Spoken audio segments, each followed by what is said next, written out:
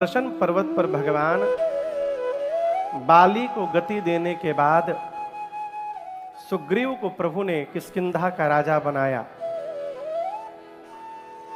और सुग्रीव को राजा बनाने के बाद भगवान ने बाली के बेटे अंगद को युवराज बना दिया। नीति प्रीति परमारथ स्वार्थ कौन राम सम जान जथारथ। नीति प्रीति स्वार्थ और परमार्थ, इन चारों के विषय में जैसा राम जी जानते हैं वैसा धरती पर कोई नहीं जानता। और इसी नीति के कारण भगवान ने सुग्रीव को राजा तो बनाया, लेकिन सुग्रीव के बाद सुग्रीव का बेटा राजा नहीं बनेगा। कौन बनेगा? अंगद बनेगा, बाली का बेटा सुग्रीव के बाद राजा बनेगा। अंगद को प्रभु ने युवराज बनाया और कहा, मित्र मैंने आपका कार्य किया, आपको राजा बनाया, अब मैं प्रवर्षण पर्वत पर चातुर्मास व्यतीत करने जा रहा हूं। अब इसी चातुर्मास में आप मेरा काम करेंगे। कौन सा काम करेंगे?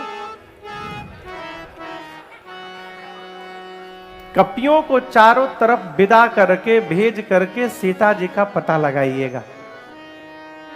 और आप मानस पढ़िएगा, पूरा चतुर्मास बीत गया, सीता मैया का पता लगाना तो छोड़िए, सुग्रीव राम जी का भी पता नहीं लगाए कि भगवान कौन ही हालत में बैठे हैं।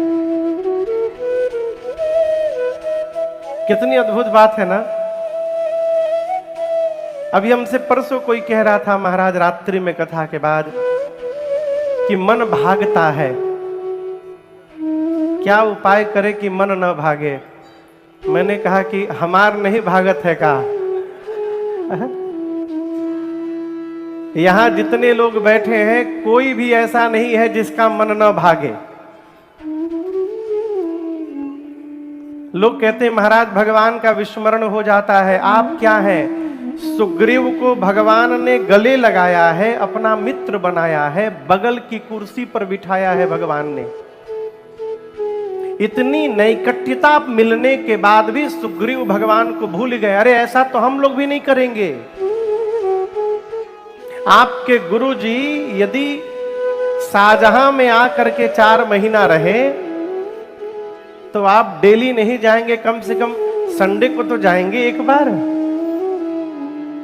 जाकर मिलेंगे, कहेंगे गुरुदेव कोई असुविधा तो नहीं है, कोई सामग्री तो नहीं लानी है, पूछेंगे ना। मैं पूछ रहा हूं आप लोगों से। लेकिन यहां दर्शन करिए, सुग्रीव भगवान को भूल गए, पूरे चतुर्मास में एक दिन देखने तक नहीं गए। ये जानते क्यों हुआ? मनुष्य जब जीवन में सब प्रकार से प्रसन्न होता है ना, सुखी होता है, तो सबसे पहला कार्य करता है भगवान का विस्मरण। हमारे महाराज श्री कहते हैं, बात थोड़ी कड़वी है बाबू, भगवान से प्रार्थना करके रखना कि जीवन में थोड़ा अभाव बना रहे। क्यों? अभाव बना रहता है तो भगवान को याद करने का स्वभाव बना रहता है।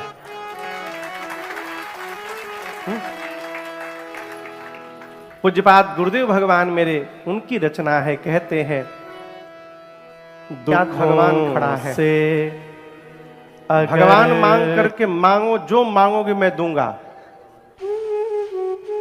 कुंती ने कहा कि यदि आप भगवान बन के खड़े हैं तो प्रभु मैं जो मांगूंगी आप मुझे दे देंगे। भगवान ने कहा, मोरे नहीं अदेय कछु तो ही, ऐसा कुछ भी नहीं है जो मैं आपको नहीं दे सकता हूं, मांगिए जो मांगना है।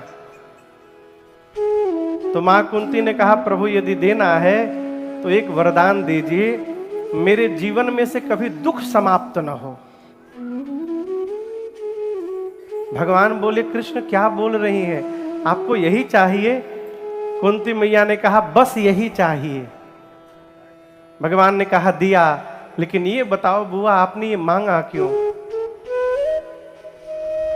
कुंती ने कहा, प्रभु जब जीवन में सुख आता है ना तब आप दूर चले जाते हैं, और जब दुख आता है तो आपको छोड़कर दूसरा कोई दिखाई नहीं देता है नाथ। इसलिए मैं चाहती हूं कि दुख बना रहे, कि आपकी नैकट्यता बनी रहे जीवन में।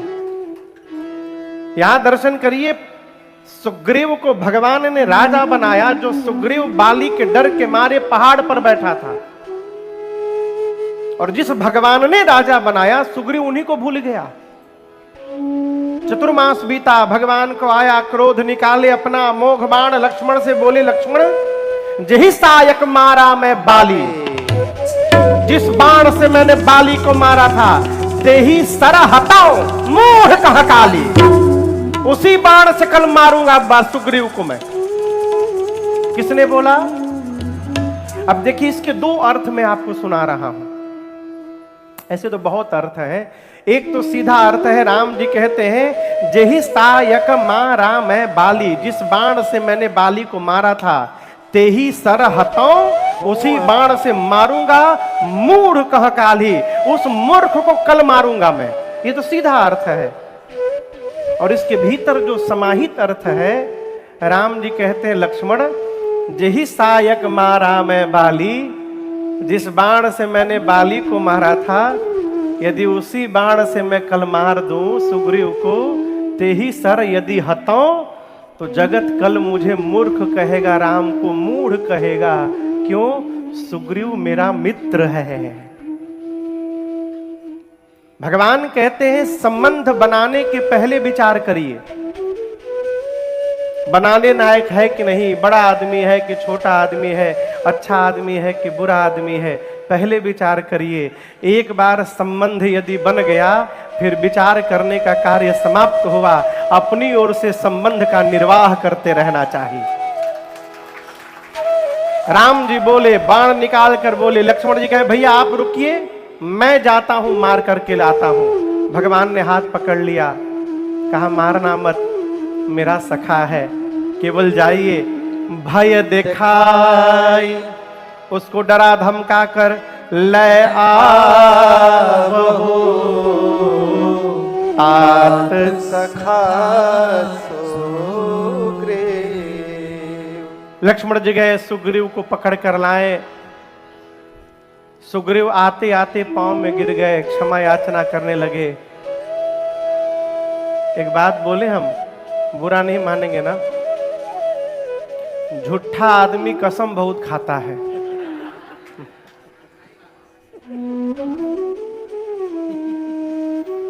हर बत्ती में मां कसम, क्योंकि वो जानता है कि मैं झूठ बोल रहा हूं। उसको स्वयं की बात पर विश्वास नहीं है, इसलिए सामने वाले को विश्वास दिलाने के लिए कसम खा लेता है। सुग्रीव आया, पांव में लौट गया, नाना प्रकार से क्षमा याचना करने लगा। कहा प्रभु मैं आपको भूल गया हूं, मानता हूं मेरी गलती है प्रभु, लेकिन आई एम सो सॉरी, 100% मेरी गलती नहीं है राम जी। भगवान बोले फिर किसकी है 50%? सुग्रीव बोला प्रभु, राम जी बोले मेरी गलती कैसे हो गई?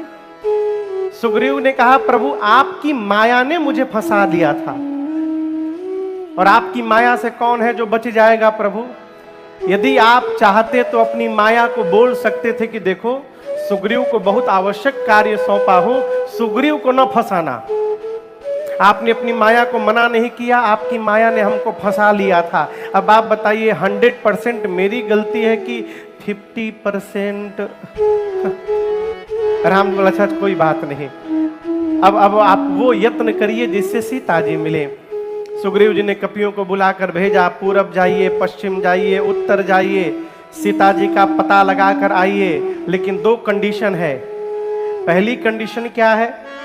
1 महीने में वापस आना है।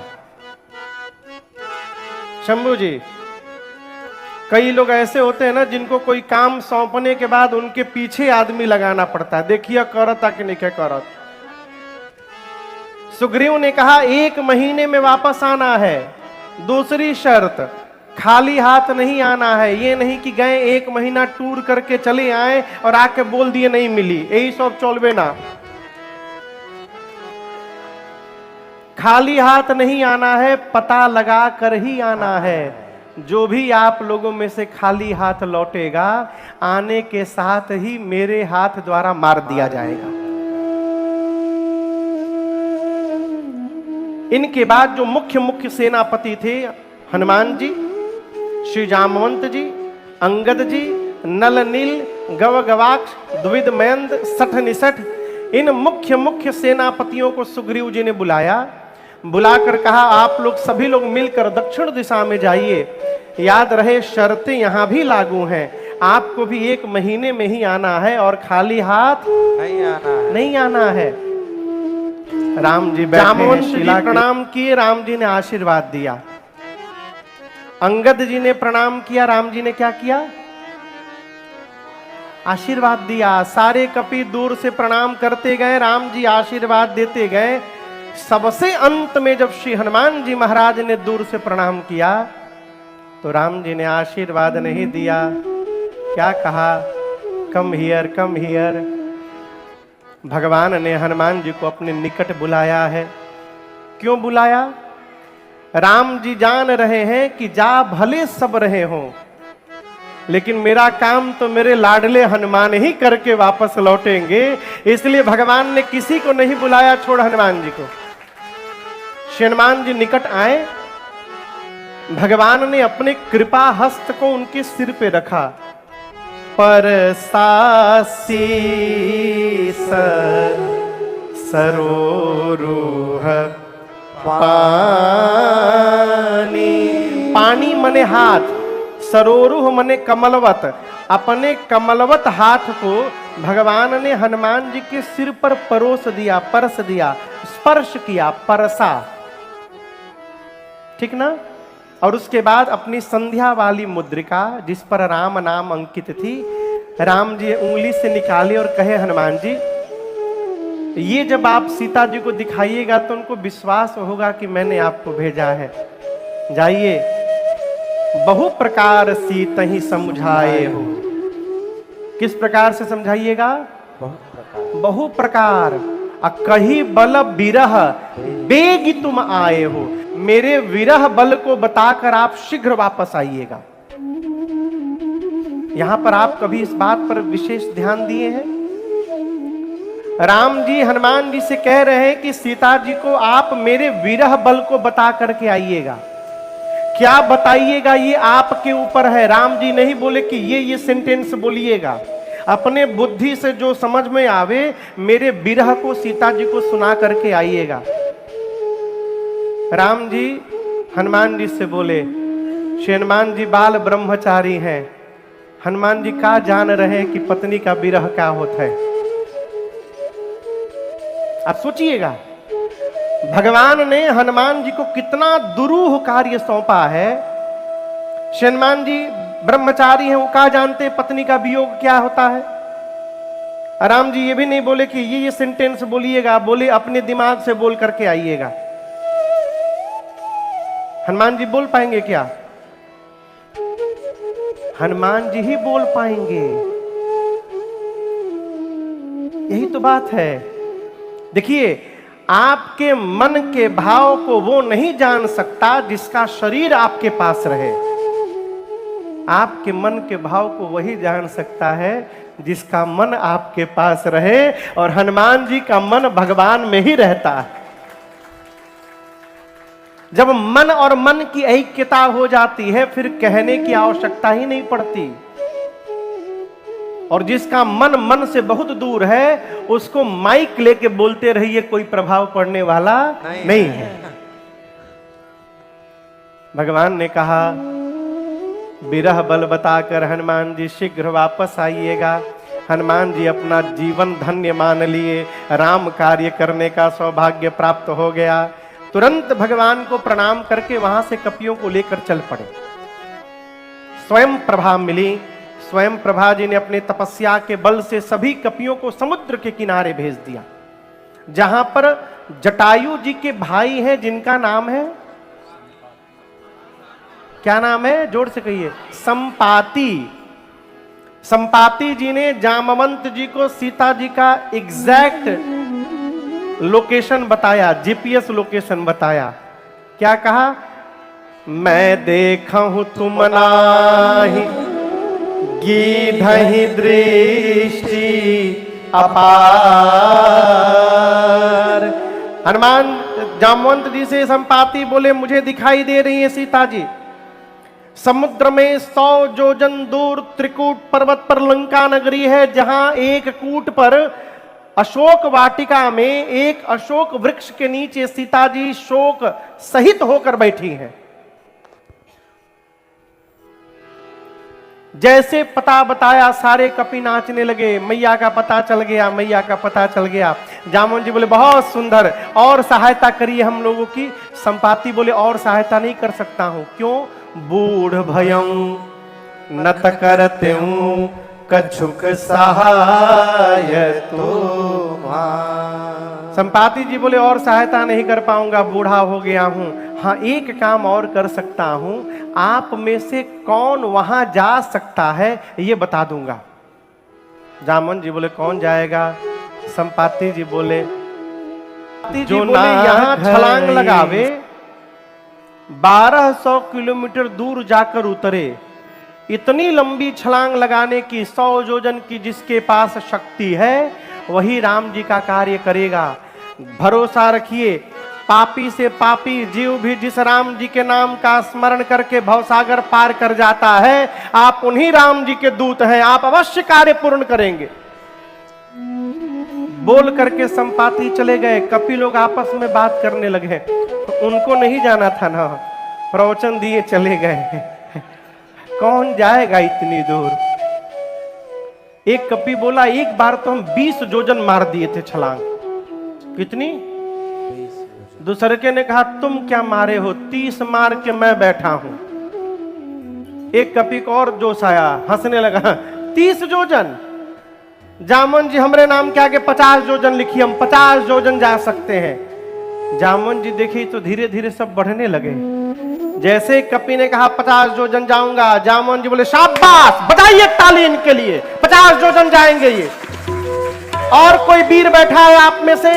एक कपि ने हिम्मत बांध के कहा 70 योजन चला जाऊंगा मैं, 70 योजन। जामवंत जी बोले डबल ताली इनके लिए, हिम्मत बांधिए। और कोई वीर है आप में से? तब तक एक कपि पूरा सांस भर रहा है। जामवंत जी बोले जल्दी बोलो कितना लिखे तोहरी नाम के आगे। उसने कहा जामवंत जी मैं 90 योजन चला जाऊंगा। जामवंत जी बोले बस पहुंचने वाले हो, और हिम्मत बांधो। कौन जाएगा 90 योजन के आगे? अब कोई सांस न ले। 90 योजन वाला बार बार कहे हम जाएं। जामवंत जी हाथ पकड़े, 2 मिनट रुक जाओ। कहां जाओगे? 90 नहीं 99 योजन भी जाइएगा तो पानी में डूब जाइएगा। कितना योजन जाना है? जामवंत जी बोले आप लोग अपने आप को युवा कहते हैं, शर्म नहीं आती युवा कहने में? मैं बूढ़ा हो गया हूं, शरीर में पहले के समान बल नहीं है। भगवान जब बलि को बांधने के लिए त्रिविक्रम रूप धारण किए थे, उस स्वरूप की उस समय मैंने 2 घड़ी में 7 परिक्रमा मारी थी, तब मेरी युवा अवस्था थी। आज मैं बूढ़ा हो गया हूं तो बताता मैं 100 योजन किसे कहा जाता है। जब जवानी को ललकार दिया ना, अंगद जी को जोश आया, हमरे नाम के आगे 100 योजन लिखिए। अंगद कहे जाऊं मैं पारा, बोले मैं 100 योजन चला जाऊंगा। जामवंत जी बोले इतने उदास होकर क्यों बोल रहे हो? अंगद बोले जा तो सकता हूं, रिटर्न की गारंटी नहीं है मेरी कि मैं वापस आ पाऊंगा। जामवंत जी मन में बोले जब जाके आ ही नहीं पाओगे तो बीच में लबर लबर काहे बोल रहे हैं? जाना केवल नहीं है, जाकर वापस भी आना है। अच्छा आप लोग बताइए जाना किसको है? जोर से कहिए। जिसको जाना है वो चुपचाप बैठे हैं, और जिसको जिसको नहीं जाना है, निज निज बल सब काहू भाखा, परंतु पार जाय कर संशय राखा। जिसको काम करना है वो मौन बैठा है, और जिसको कुछ नहीं करना है वो माइक लेके प्रचार कर रहे। एकदम बिल्कुल आज वाली स्थिति है। रुपेश बाबू, काम करने वाला पसीना पोंछता रहता है, काम से परेशान, और जिसको कुछ नहीं करना है पाउडर लगा के फोटो खिंचाता है खाली बस।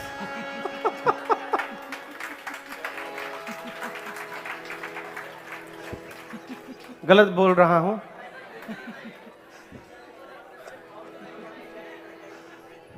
जिसको कुछ नहीं करना उसको केवल फोटो खिंचाना है। फोटास और छपास, नाम छप जाए हमार फोटो आ जाए। जामन जी ने पूछा कपियों से हनुमान जी कहाँ हैं? बोले पता नहीं, उधर बैठे हैं, वो डिजर्ट में जाके बैठे हैं, न जाने क्या कर रहे हैं उधर। आप लोग सुन रहे हैं, गावत ये लोग गा रहे हैं, कहत हम कही रहे हैं, हम सब लोग मिलकर समूझत परम पद नर पावई। इसके बाद की कथा सुंदर कांड में प्रवेश करती है। किस कांड में? सुंदर कांड के प्रारंभ में पूज्यपाद गोस्वामी श्री तुलसीदास जी महाराज ने 3 श्लोक लिखे। भगवान श्री राम की वंदना की पहले श्लोक में, दूसरे श्लोक में गोस्वामी तुलसीदास जी महाराज अपने मन के भाव को प्रकट करते हैं। नान्या स्पृहा रघुपते हृदय स्मदीय सत्यम वदामि च भवान अखिलांत रात्मा भक्तिम प्रयक्ष रघुपुंगव निर्भराम में कामादि दोष रहितम कुरु मानसम च। तीसरे श्लोक में गोस्वामी जी ने हनुमान जी के 8 स्वरूप का वंदन किया। 8 रूप दर्शन करिए। पहला, अतुलित बलधामम हेम शैलाभदेहम दनुजवन कृशानुम ज्ञानी नामग्रगण्यम सकल गुण निधानम वानराणामधीशं रघुपति प्रिय भक्तम वात जातम नमामि। ये श्री हनुमान जी के 8 स्वरूप का वंदन है। और इसके बाद कथा प्रारंभ करते हैं गोस्वामी जी। जामवंत जी की बात हनुमान जी को बड़ी अच्छी लगी। किसकी बात? शंभु जी, यदि जामवंत जी न होते तो हनुमान जी आज ही राम कथा पूरी कर डालते। हनुमान जी जाते, रावण को पटक के मार के सीता मैया को लेके चले आते। ओवरफ्लो हो गया है लग रहा है हॉल आज। लड़का के बाबूजी कहाँ हैं?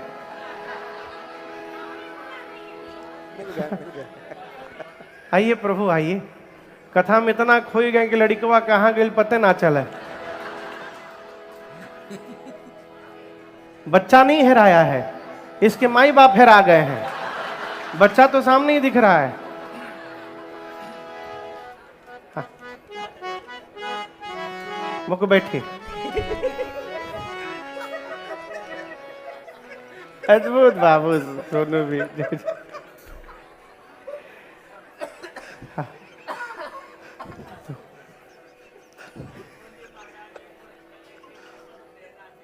हाँ? नहीं, बीच में नहीं, कथा के बाद, बीच में नहीं। भगवान के भक्त का लक्षण होता है क्या? वो कभी ये नहीं कहता कि ये मैं कर रहा हूं। और मैं आपसे निवेदन किया था, इस मैं से बचने का प्रयास करिए कि मैं इतना खतरनाक है ना हो, यही मैं समाप्त करने के लिए पर्याप्त है? आदमी एक ठे चम्मच बना रहा है तो उसके पीछे लिख दे रहा है मेड बाय मी। और दर्शन करिए, भगवान इतनी पूरी प्रकृति बनाए, कहीं भगवान ने अपना नाम लिखा है का? नकली फूल बनाने वाली कंपनी फूल के पिछुआ लिख देते है कंपनी के नाम हम बनाए हैं। भगवान ने इस पर कहीं लिखा है? बताने से बचा जाए। हनुमान जी बोले, जब तक मैं पता लगा कर ना आ जाऊं आप लोग यहीं रहिएगा। और आगे की बात सुनिए। हनुमान जी कहते हैं, कार्य अवश्य पूर्ण होगा, हो ही काज मोहि हरसा विशेखा। विशेखी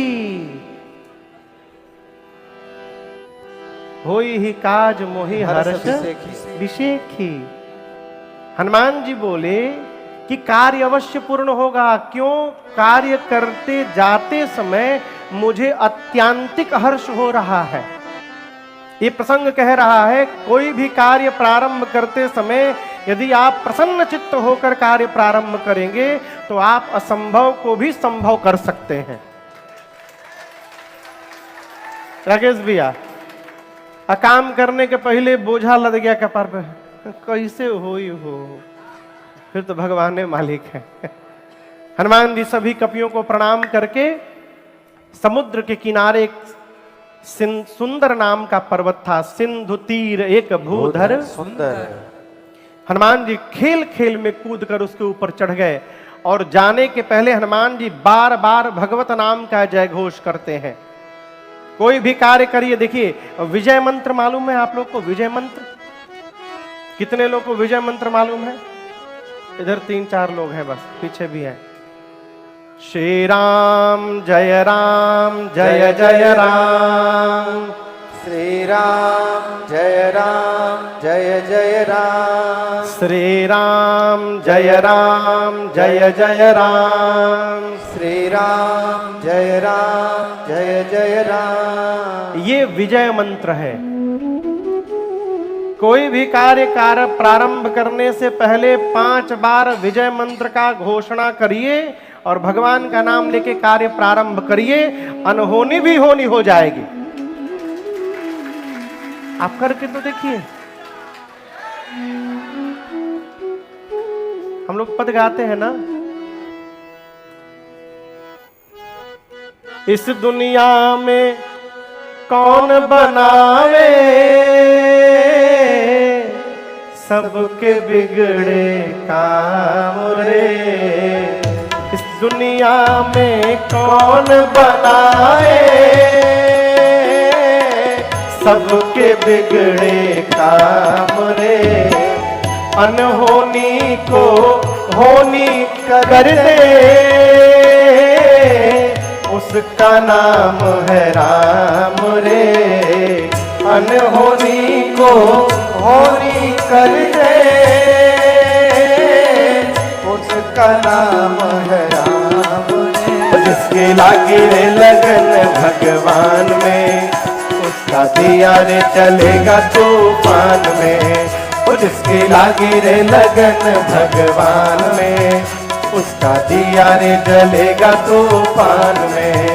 जिसके लागे रे लगन भगवान में उसका दिया रे जलेगा तूफान में।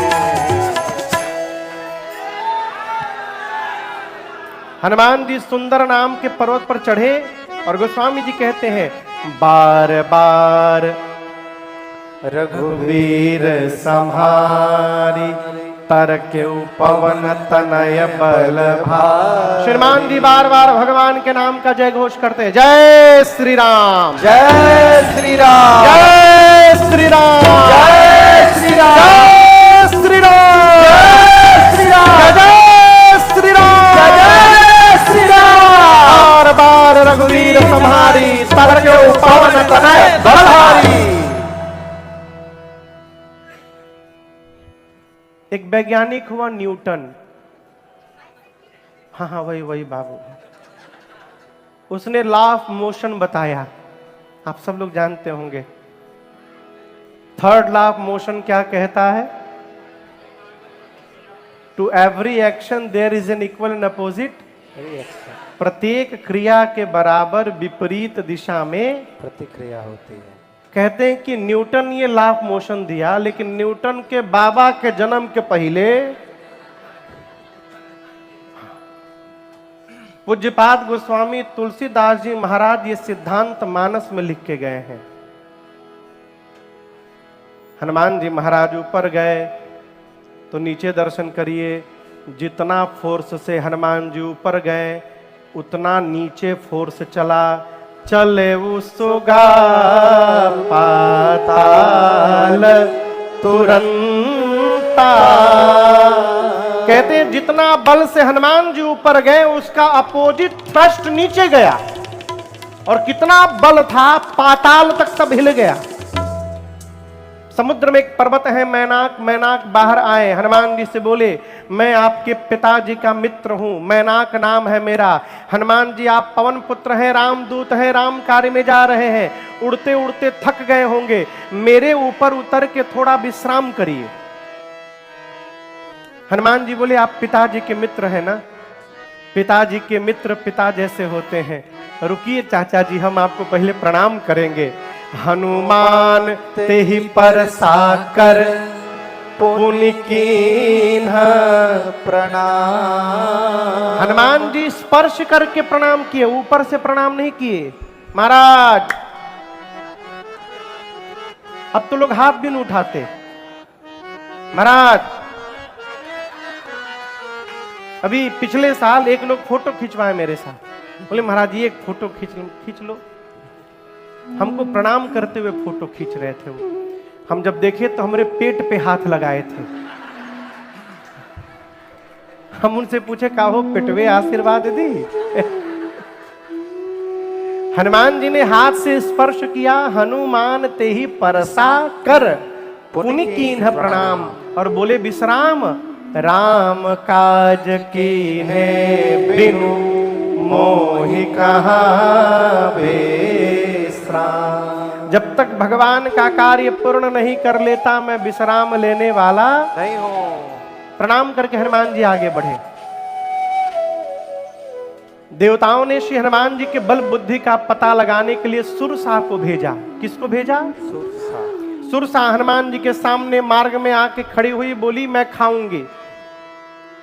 हनुमान जी बोले देखो बहुत जरूरी कार्य से जा रहा हूं, सीता मैया की सूचना राम जी को दे देता हूं, मैं सत्य कहता हूं, मैं अपने आप तुम्हारे मुख में चला जाऊंगा।